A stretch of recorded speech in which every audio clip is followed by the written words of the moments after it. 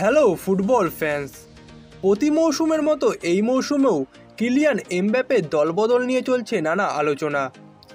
তবে কোনো কিছুই যেন এমবাপ্পের মনোযোগে একটুও প্রভাব ফেলতে পারছে না।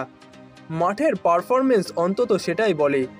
কি দুর্দান্তভাবেই না নতুন বছরটা শুরু করেছেন এই ফরাসি তারকা। ম্যাচের পর ম্যাচে করে যাচ্ছেন গোল।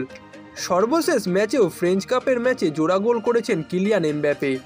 এছাড়াও সতীর্থর গোলে সহায়তাও করেছেন এই ফরাসি ফরোয়ার্ড।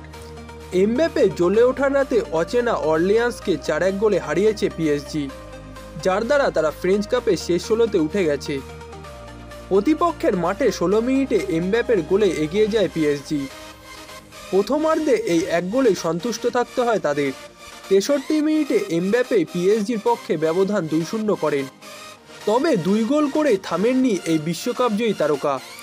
গঞ্জালো র্যামোস ও মাইলুলের গোলে সহায়তা করেছেন তিনি। চলতি মৌসুমে সব প্রতিযোগিতা মিলিয়ে 26 ম্যাচে এমবাপ্পে গোল করেছেন 28টি, সঙ্গে আছে 6টি সহায়তাও। তবে নতুন বছর বিবেচনায় নিলে এমবাপ্পে যেন আরও দুর্দান্ত। এবছর 4 ম্যাচ খেলে এমবাপ্পে গোল করেছেন 7টি এবং সহায়তা 4টিতে। অর্থাৎ এবছর মাত্র 4 ম্যাচেই 11 গোলে জড়িয়ে আছেন কিলিয়ান এমবাপ্পে। এই ম্যাচে আরও একবার একসঙ্গে মাঠে দেখা গেছে দুই এমবাপ্পে ভাইকে। ম্যাচের 80তম মিনিটে মাঠে নামেন ইথান এমবাপ্পে। এর আগে গত 20 ডিসেম্বর মেসের বিপক্ষে ম্যাচ দিয়ে অভিষেক হয়েছিল ইথানের। সেদিনও একসঙ্গে খেলেছিলেন দুই ভাই। প্রায় প্রতি মৌসুমেই দুর্দান্ত ফর্মে থাকা এমবাপ্পে এই মৌসুমেও তার পুরনো ছন্দটাই ধরে রেখেছেন। তবে আমার মতে দ্রুতই পিএসজি ছাড়তে হবে তাকে, কারণ বরাবরের মতো এই মৌসুমেও পিএসজির ডিফেন্স লাইন আপ দুর্বল।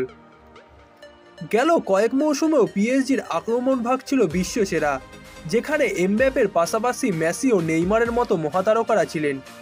তবে তাদেরকে নিয়েও পিএসজি সর্বশেষ 2 মৌসুমে চ্যাম্পিয়ন্স লিগের রাউন্ড অফ 16-এর বৃত্ত পেরোতে পারেনি। এবং এই মৌসুমেও এমবাপ্পে দুর্দান্ত ফর্মে থাকলেও পিএসজির ডিফেন্স লাইন আপ খুব একটা ভালো নয়। কারণ ফ্রেঞ্চ কাপের এই ম্যাচে ফ্রান্সের 3য় ডিভিশনের ক্লাব অর্লেন্সের বিপক্ষেও একটি গোল হজম করেছে পিএসজি, যার দ্বারাই বোঝা যায় পিএসজির ডিফেন্স লাইন আপের মধ্যে এখনও খুব একটা ভালো সমন্বয় গড়ে ওঠেনি। এবং এই মৌসুমে চ্যাম্পিয়ন্স লিগেও খুব একটা ভালো করতে পারেনি পিএসজি। চ্যাম্পিয়ন্স লিগের গ্রুপ পর্বে 2য় স্থানে থেকে তারা রাউন্ড অফ 16-এ উঠেছে। এবং যার কারণেই আমার মনে হয় কিলিয়ান এমবাপ্পের 2 আইডল মেসি ও রোনাল্ডোর অর্জনের কাছাকাছি যেতে হলে এমবাপ্পেকে রিয়াল মাদ্রিদে যেতেই হবে। এবং সেখানে গেলেই তিনি তার পারফরমেন্স ও প্রতিভার সঠিক দামটা পাবেন।